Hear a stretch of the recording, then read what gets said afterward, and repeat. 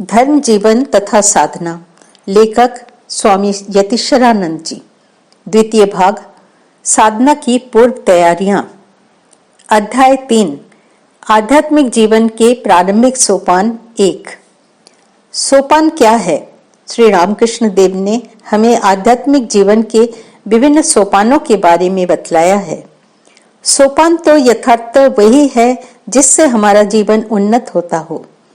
लच्छेदार भाषा में बोलना सोपान नहीं कहलाता।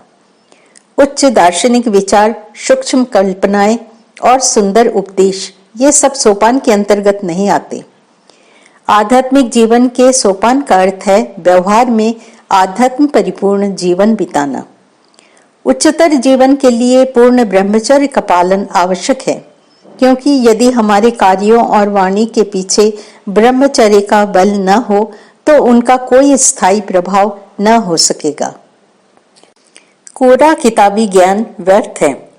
धर्म किताबी ज्ञान से भिन्न है, उससे कुछ अधिक है। केवल सार संग्रहवाद, इलेक्टिसिज्म भी धर्म नहीं है। आजकल पुस्तकें सभी जगह उपलब्ध हैं। सभी धर्मों पर पुस्तकें हैं। विभिन्न धर्मों के संदेशों को विभिन्न रूपों में पहुंचाने वाली पुस्तकें हैं। किंतु केवल पांडित्य से, केवल बौद्धिक अध्ययन से तुम सत्य को नहीं पहचान सकते। यदि केवल बौद्धिक जीवन को ही हम बहुत अधिक महत्व देते हैं तो हम धर्म के सार तत्वों का अनुभव नहीं कर सकते। इसलिए बृहदारण्यक उपनिषद कहता है, तस्माद् ब्राह्मण पंडित्यम निर्विद्य बाल्येन तिष्ठासेत्। अर्थात व्यक्ति विद्याध्ययन कर विषय में पारंगत हो जाए, किंतु पंडित बनने के बाद बालक के समान सरल हो जाए। सरल हुए बिना आध्यात्मिक जीवन बन नहीं सकता। साधक को समस्त छल प्रपंच और कपट छद्म से दूर रहना होगा। यदि वो प्रगति चाहता है तो उसे मन की समस्त विकृतियों और दुष्टताओं का त्याग करना होगा। उसे सीधा, सरल, पूर्ण रूपेण ईमानदार, स्पष्ट भाषी और ध्यान प्रिय व्यक्ति बनना होगा। आध्यात्मिक जीवन के मूल तत्वों को समझ लेने तथा परमात्मा की स्पष्ट धारणा कर लेने के बाद नियमों के पालन करने का प्रयत्न करना चाहिए। सतही और असार बातें ज्यादा मत पढ़ो।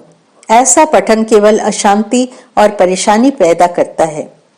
श्री शंकराचार्य विवेक चूड़ामणि में कहते हैं, शब्द जालम महारण्यम चित्त भ्रमण कारणम बाग्वैखरी शब्द झरी शास्त्र व्याख्यान कौशलम विद्युषम विदुषम तद्वत दुक्तये न तु मुक्तये।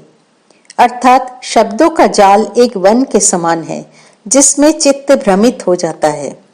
वाक्पटुता, शब्दों का सुंदर प्रवाह और शास्त्रों की व्याख्या में कुशलता, ये पंडितों के भोग के लिए है, मुक्ति के लिए नहीं। गहरे चिंतन का महत्व।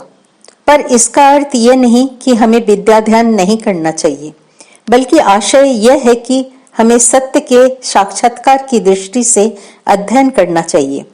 वेदांत में चिंतन को सदैव प्रोत्साहित किया गया है, किंतु दैनिक अध्ययन के साथ कुछ ठोस आध्यात्मिक साधना भी होनी चाहिए। तुम्हें सदा अपनी बुद्धि को संस्कारित करते रहना चाहिए और इसके लिए नियमित अध्ययन करना आवश्यक है। समस्याओं पर गहराई से विचार करो। पुस्तक पठन, मनन, चिंतन और गहरे अध्ययन की ऐसी आदत बना लो कि जिस दिन तुम किसी पुस्तक में विवेचित सत्यों पर गंभीरता से विचार करते हुए उसका अध्ययन न कर पाओ, उस दिन तुम्हें दुख हो। इस दैनिक अध्ययन को तुम्हारी साधना का एक महत्वपूर्ण अंग बन जाना चाहिए। जीवन यापन अधिक आवश्यक। बुद्ध ने ईश्वर के संबंध में क्या कहा था? वे ईश्वर के बारे में कुछ नहीं बोले थे। परमेश्वर के बारे में बोलने की अपेक्षा ईश्वरीय पथ का अनुसरण और आध्यात्मिक जीवन यापन कहीं अधिक आवश्यक है। ये सब कहने से क्या लाभ है कि हे प्रभु, तुम कितने सुंदर हो, तुम्हारा ये आकाश, ये तारे, ये सारी सृष्टि कितनी सुंदर है। सृष्टा सदा ही अपनी सृष्टि से बड़ा होता है और इतनी छोटी सी वस्तु या सृष्टि के लिए गर्व नहीं करता। भले ही हमारी मानवीय मापदंड से यह सृष्टि महान दिखाई देती है, किंतु परमात्मा के लिए तो वो एक तुच्छ वस्तु ही है। अतः भगवत पथ का अनुसरण करना अधिक महत्वपूर्ण है। बनी इसके बिना कुछ किए हम अनंत काल तक भगवान की स्तुति गाते रहें।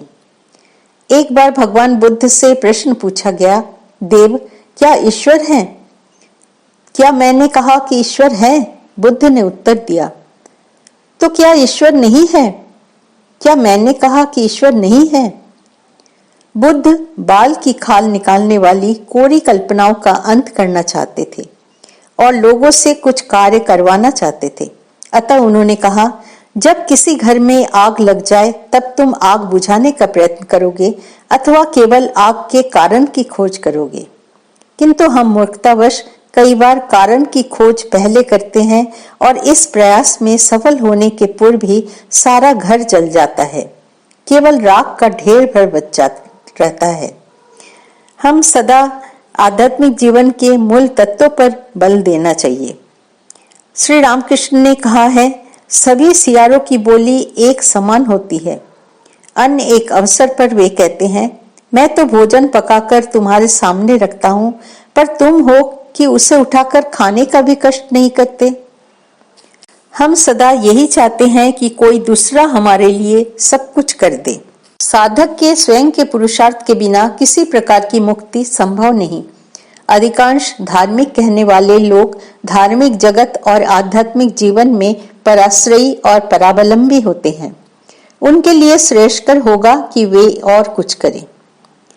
सत्य का सामना करो। यदि वेदांत चाहते हो तो वो यह रहा, पर तुम्हें साहसी बनना पड़ेगा। सत्य का सामना करो। आध्यात्मिक जीवन में भौतिक अथवा मानसिक रूप से रोमांस की कोई गुंजाइश नहीं है। वो तो एक कठोर जीवन है, संघर्ष और श्रम का जीवन है। केवल बातों से आध्यात्मिक जीवन नहीं बना करता। संसार में ऐसे लोगों की अधिकता है जिन्हें संसार का अनुभव है। यहाँ ऐसे भी लोग हैं जिन्हें आत्मा का अनुभव है, पर जिन्हें केवल सांसारिक अनुभव है, वे क्या इसी अनुभव के बल पर आध्यात्मिक जीवन और उसकी अनुभूति के संबंध में बोल सकते हैं? वे तो इंद्रिय विषय के कीड़े हैं और सिर से पैर तक इंद्रियों के जीवन में डूबे हुए हैं। आत्मविश्वास। आध्यात्मिक जीवन में आत्मविश्वास की आवश्यकता अनिवार्य है। जो यथार्थ में आध्यात्मिक होता है, उसके लिए आत्मविश्वास ईश्वर में विश्वास से भिन्न नहीं होता, क्योंकि वह अनुभव कर चुका होता है कि उसका सार सर्वस्व तो वही प्रभु है। आत्मना विंदते वीर्य विद्या विंदते अमृतम। आत्मविश्वास से वो सामर्थ्य का अधिकारी होता है और विद्या से अमृत का। केनोपनिषद। इच्छा शक्ति। वेदांत की अनुभूति के लिए विश्वास का संबल लाओ। इसे अंधविश्वास कहकर उड़ाने की कोशिश न करो। श्री रामकृष्ण ने कहा था, अंधविश्वास, विश्वास और अंधा विश्वास क्या? या तो कहो विश्वास या फिर अनुभूति। अतः प्रबल इच्छा शक्ति जगाओ। वैराग्य के अनल को विवेक के अनल से प्रदीप्त रखो। प्रबल अनुराग के बिना कुछ भी प्राप्त नहीं होता। हम में स्वतंत्र कर्तृत्व है और हम मुक्ति के लिए अपने आप को तैयार कर सकते हैं। जब मन पवित्र होता है और इंद्रियां शांत, तब हृदय में सत्य की अनुभूति होती है। इच्छा शक्ति को दुर्बल न होने दो। उसके दुर्बल होते ही शत्रु चारों ओर से हमें घेर लेते हैं और अपनी अपनी ओर खींचते हैं। यदि हम पर्याप्त सावधान न रहे तो पराजित होने का भय बना रहता है। अतः आओ हम निश्चय करें कि वासनाएं शांत हों और इच्छाएं प्रशमित हों। पुरुषार्थ और भगवत कृपा। पवित्रता भगवत कृपा की शर्त है। पवित्रता और यथार्थ वैराग्य के बिना किसी भी प्रकार का आध्यात्मिक जीवन अथवा प्रयास नहीं सध सकता। भगवत कृपा साधक के पास पुरुषार्थ के रूप में आती है। इस इंद्रिय गोचर संसार से उच्चतर किसी स्थायी वस्तु के लिए प्रयास भगवत कृपा से ही संभव होता है। संसार में अनेकानेक लोग ऐसे हैं जो आध्यात्मिक जीवन की परवाह नहीं करते। अतएव किसी में आध्यात्मिक जीवन की लालसा का उठना वस्तुतः ईश्वरी कृपा का ही फल है। कुछ लोग नियति की बात करते हैं तो कुछ लोग पुरुषार्थ की। जबकि कुछ अन्य लोग कहते हैं, हाँ, यह सच है कि सब कुछ ईश्वर की इच्छा पर निर्भर है, किंतु प्रभु चाहते हैं कि मैं अपनी ओर से पूरा प्रयत्न करूं। स्वप्रयत्न अपने भाग्य की अभिव्यक्ति के रूप में मुझे प्राप्त होता है। वो तो ईश्वरीय इच्छा ही है जो मुझ में पुरुषार्थ की प्रेरणा जगाती है। प्रत्यक्ष आध्यात्मिक जीवन में हम अनुभव करते हैं कि जब तक हम चरम प्रयास नहीं करते, प्रभु की कृपा हम पर नहीं उतरती। जो कठोर साधना में से गुजरा हो, वही पूरी तरह से तथा बिना किसी शर्त के प्रभु के चरणों में आत्मसमर्पण कर सकता है। शरणागति तभी आ सकती है जब हमारे पंख जहाज के मस्तूल पर बैठे पक्षी के पंखों की तरह पूरी तरह थक गए हों। साधना चित्त को शुद्ध और ईश्वरीय संस्पर्श के उपयुक्त बनाती है। प्रबल आत्मविश्वास और सुदृढ़ निष्ठापूर्वक की गई साधना ही हमारे जीवन में शरणागति की प्रतिष्ठा करती है।